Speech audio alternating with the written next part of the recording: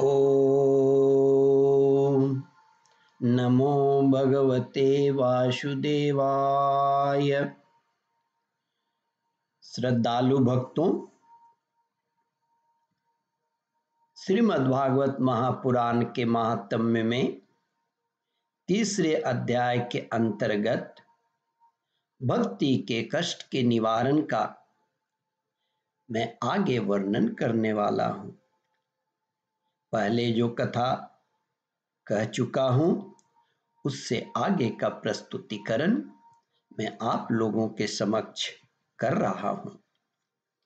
शनकादि ने कहा, मन के असंयम, रोगों की बहुलता और आयु की अल्पता के कारण तथा कलयुग में अनेक दोषों की संभावना से सप्ताह श्रवण का विधान किया गया है। जो फल तप, योग और समाधि से भी प्राप्त नहीं हो सकता, वह सर्वांग रूप में सप्ताह श्रवण से सहज में ही मिल जाता है।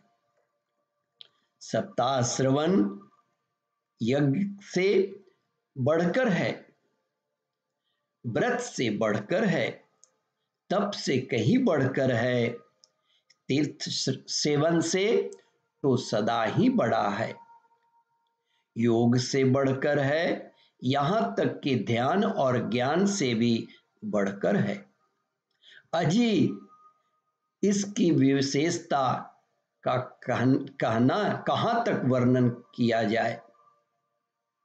यह तो सभी से बढ़ चढ़कर है।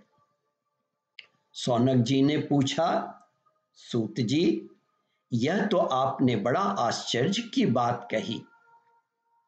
अवश्य यह भगवान के संबंध में यह भागवत पुराण योगवेता ब्रह्मा जी के भी आदि कारण श्री नारायण का निरूपण करता है, परंतु यह मोक्ष की प्राप्ति में ज्ञान आदि सभी साधनों का तिरस्कार करके इस युग में उनसे भी कैसे बढ़ गया। सूत जी ने कहा, शौनक जी, जब भगवान श्री कृष्ण इस धराधाम को छोड़कर अपने नित्य धाम को जाने लगे, तब उनके मुखारविंद से 11 अध्याय का ज्ञानोपदेश सुनकर भी उद्धव जी ने उनसे पूछा। उद्धव जी बोले, अब आप तो अपने भक्तों का कार्य करके परम धाम को पधारना चाहते हैं, किंतु मेरे मन में एक बड़ी चिंता है, उसे सुनकर आप मुझे शांत कीजिए। अब घोर कलिकाल आया ही समझिए, इसलिए संसार में फिर अनेकों दुष्ट प्रकट हो जाएंगे। उनके संसर्ग से जब अनेकों सत्पुरुष भी उग्र प्रकृति के हो जाएंगे, तब उनके भार से दबकर यह गो रूपनी पृथ्वी किसकी शरण में जाएगी।